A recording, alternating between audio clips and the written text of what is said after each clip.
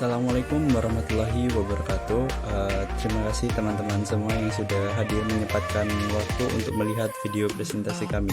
Di sini kami selaku kelompok 7 Matkul Fikih Muamalah akan menjelaskan tentang wadiah, wakalah, dan kafalah. Untuk selanjutnya saya serahkan kepada teman-teman saya untuk melakukan presentasi.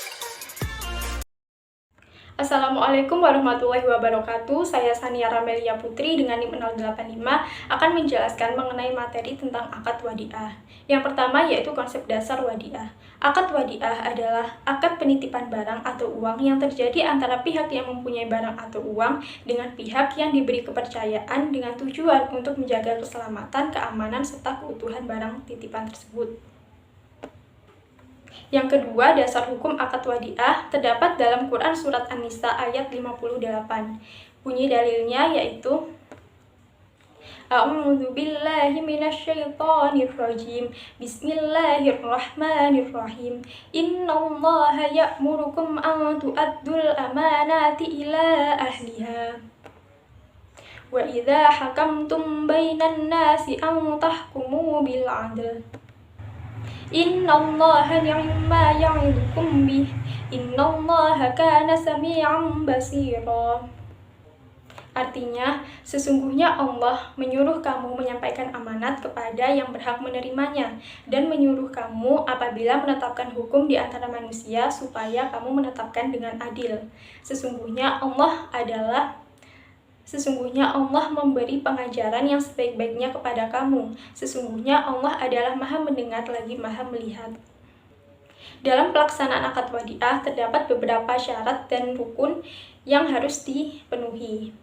Menurut para ulama mazhab Hanafi, rukun akad wadiah adalah ijab dan qabul. Sedangkan menurut jumhur ulama, rukun akad wadiah terdiri dari 3, yaitu 2 orang yang melakukan akad, penitip dan yang dititipi, sesuatu yang dititipkan, dan sighot ijab dan qabul. Dan syarat akad wadiah terdiri dari 3, yaitu balik, berakal, dan bisa mengatur pembelanjaan harta. Akad wadiah terdiri dari 2 macam, yaitu akad wadiah yad amanah dan wadiah yad damanah. Wadiah yad amanah adalah akad penitipan barang di mana pihak penerima titipan tidak diperkenankan menggunakan barang yang dititipkan dan tidak bertanggung jawab atas kerusakan atau kehilangan barang titipan yang bukan diakibatkan oleh perbuatan atau kelalaian penerima. Dan wadiah yad damanah adalah akad penitipan barang di mana pihak penerima titipan dengan atau tanpa izin pemilik barang dapat memanfaatkan barang titipan dan harus bertanggung jawab atas kehilangan atau kerusakan barang. Selanjutnya, mekanisme akad wadiah dalam perbankan syariah. Yang pertama, mekanisme akad wadiah yad amanah. Muwadi atau penitip menitipkan barangnya kepada mustauda atau penyimpan. Kemudian mustauda atau penyimpan dapat membebankan biaya kepada muwadi atau penitip. Yang kedua, mekanisme akad wadiah yad damanah. Muwadi atau penitip menitipkan barangnya kepada mustauda atau penyimpan. Kemudian mustauda atau penyimpan dapat memanfaatkan barang titipan tersebut dalam dunia usaha atau user of fund dan melakukan bagi hasil. Dan kemudian apabila muwadi atau penitip tersebut ingin barang titipan tersebut dikembalikan, maka mustauda atau penyimpan harus bersedia untuk mengembalikan barang titipan tersebut. Selanjutnya, penerapan wadiah dalam perbankan syariah. Berdasarkan aturan perundang-undangan yang ditetapkan Bank Indonesia, prinsip akad wadiah teraplikasi dalam kegiatan penggalangan dana dari masyarakat dalam bentuk simpanan seperti giro, tabungan, deposito, dan bentuk lainnya. Dan yang terakhir yaitu berakhirnya akad wadiah. Akad wadiah dapat berakhir apabila disebabkan oleh beberapa hal. Yang pertama, barang titipan diambil atau dikembalikan kepada pemiliknya. Yang kedua, orang yang menitip dan yang dititipi telah meninggal dunia. Yang ketiga, gila atau tidak sadarnya salah satu pihak. Yang keempat, orang yang dititipi dilarang membelanjakan harta atau mahjur karena kedunguan. Dan yang kelima yaitu berpindahnya kepemilikan benda yang dititipkan kepada orang lain. Sekian materi tentang akad wadiah yang dapat saya sampaikan. Terima kasih. Wassalamualaikum warahmatullahi wabarakatuh. Assalamualaikum warahmatullahi wabarakatuh. Sebelumnya, perkenalkan saya Syafirgio Anugrah Al-Kausar. Di sini saya akan menjelaskan mengenai wakalah. Jadi, perlu kita ketahui konsep dasar al-wakalah atau al-wikalah adalah penyerahan atau pendelegasian atau pemberian mandat. Jadi, akad wakalah tersebut adalah sebuah pelimpahan kekuasaan satu pihak kepada pihak lainnya yang boleh diwakilkan, namun tidak semua hal yang dapat diwakilkan, seperti halnya salat, puasa, bersuci, qisas, talak, dan lain sebagainya. Terkait masalah dasar hukum wakalah, itu ada dua, yaitu dasar hukum berdasarkan Al-Quran di dalam surat Al-Maidah ayat 2, dan juga hadis dari Jabir bin Abdullah radhiyallahu anhu. Untuk rukun akad wakalah tersebut itu ada 4, yakni orang yang memberi kuasa atau al-muwakil, dan yang kedua orang yang diberi kuasa atau al-wakil, dan yang ketiga itu adalah perkara atau hal yang dikuasakan, dan yang keempat itu adalah pernyataan kesepakatan atau ijab kabul. Jadi dari keempat rukun tersebut, dalam akad wakalah orang yang memberi kuasa itu disebut al-muwakil, seperti halnya orang yang ingin memberikan penyerahan terhadap wakil, dan orang yang diberi kuasa tersebut adalah orang yang diberikan penyerahan kekuasaan tersebut. Sedangkan perkara adalah hal yang yang menjadi sumber masalah dalam wakalah tersebut, sedangkan pernyataan kesepakatan ini adalah ijab kabul, di mana antara pihak penyerah dan pihak yang menerima penyerahan tersebut melakukan ijab kabul. Dan syarat akad wakalah itu ada 4. Yang pertama syarat yang mewakilkan dan syarat yang mewakil, perkara yang diwakilkan atau objek wakalah, dan yang terakhir yaitu pernyataan kesepakatan. Macam-macam akad wakalah itu ada 3, yaitu wakalah mutlaqah, wakalah al-muqayyadah, wakalah al-aman. Terkait penerapannya wakalah tersebut dalam perbankan syariah, saya kelompok kami memberikan 3 contoh. Yang pertama reksadana syariah, dan yang kedua letter of credit atau impor syariah, dan yang ketiga itu asuransi syariah. Terkait penjelasannya kami sudah paparkan jelas di dalam makalah. Untuk selanjutnya mungkin saya serahkan kepada teman saya. Assalamualaikum warahmatullahi wabarakatuh. Di sini saya akan menjelaskan tentang konsep dasar akad wakalah. Dalam pengertian bahasa, kafalah berarti al-damu, yaitu menggabungkan. Kafalah juga disebut daman, yang berarti jaminan.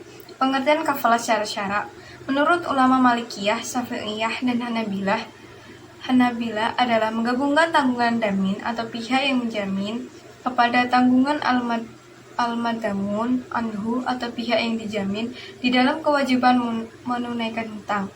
Jadi berdasarkan definisi hutang yang ada menjadi tanggungan kedua belah pihak, yaitu pihak yang menjamin dan pihak yang dijamin. Adapun menurut Syed Sabiq, kafalah adalah proses penggabungan tanggungan kafil menjadi tanggungan ashil dalam tuntutan dan permintaan dengan materi sama atau hutang, barang atau pekerjaan. Selanjutnya dasar hukum akad kafalah. Dalam Al-Quran, surat Yusuf ayat 72 yang artinya, penyeru-penyeru itu berkata, kami kehilangan piala raja dan siapa yang dapat mengembalikannya akan memperoleh bahan makanan atau seberat beban unta, dan aku menjamin terhadapnya. Selanjutnya rukun dan syarat akad wakalah. Rukun kafalah terdiri atas 5 komponen, yaitu sigot kafalah atau ijab kabul, makful bih atau objek tanggungan, kafil atau penjamin, makful anhu atau tertanggung, makful lahu atau penerima hak tanggungan. Sigat kafalah bisa diungkapkan dengan pernyataan yang menyatakan adanya kesanggupan untuk menanggung sesuatu, sebuah kesanggupan untuk menunaikan kewajiban. Makful bihi, objek pertanggungan, harus bersifat mengikat terhadap diri tertanggung dan tidak bisa dibatalkan tanpa adanya sebab syar'i. Selanjutnya kafil. Ulama fiqh mensyaratkan seorang kafil haruslah orang yang memiliki empati, yakni orang yang terbiasa berbuat baik demi kemaslahatan orang lain. Selain itu, ia juga orang yang balik dan berakal. Selanjutnya ada makful anhu atau disebut dengan ashil atau orang yang berhutang. Syarat utama yang harus melekat pada diri tertanggung atau makful anhu adalah kemampuannya untuk menerima objek pertanggungan baik dilakukan oleh diri pribadinya atau orang lain yang mewakilinya. Selanjutnya ada makfulahu. Ulama mencaratkan makfulahu baru dikenali oleh kafil, guna meyakinkan pertanggungan yang menjadi bebannya dan mudah untuk memenuhinya. Selanjutnya yang terakhir ada lafadz. Diisyaratkan keadaan lafadz itu berarti menjamin, tidak digantungkan pada sesuatu yang berarti sementara. Macam-macam akad kafalah. 1. Kafalah bi'an-nafs. Kafalah bi'an-nafs merupakan akad memberikan jaminan. Kedua, kafalah bil mal. Kafalah bil mal merupakan jaminan pembayaran barang atau pelunasan hutang dengan uang. Yang ketiga ada kafalah bil taslim, merupakan jenis yang bisa dilakukan untuk menjamin atas barang yang disewa pada masa akhir sewa.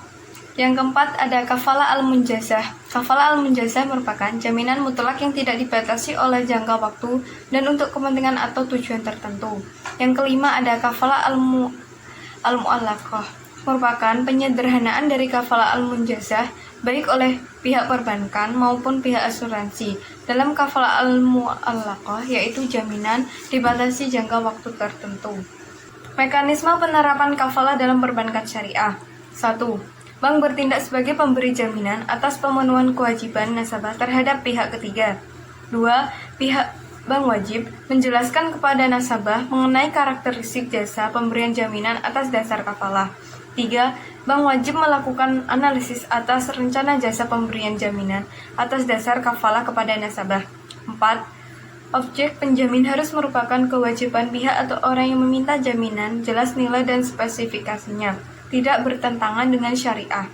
Yang kelima, bank dan nasabah wajib menuangkan kesepakatan dalam bentuk perjanjian bertulis berupa akad pemberian jaminan atau dasar kafalah. Keenam, bank dapat memperoleh imbalan yang disepakati di awal serta dinyatakan dalam jumlah nominal yang tetap. Yang ketujuh, bank dapat meminta jaminan berupa cash collateral atau bentuk jaminan lainnya atau nilai pinjaman. Yang kedelapan, dalam hal nasabah tidak dapat memenuhi kewajiban kepada pihak ketiga, maka bank melakukan pemenuhan kewajiban nasabah kepada pihak ketiga dengan memberikan dana talangan sebagai pembiayaan atas dasar akad qard yang harus diselesaikan oleh nasabah. Terima kasih.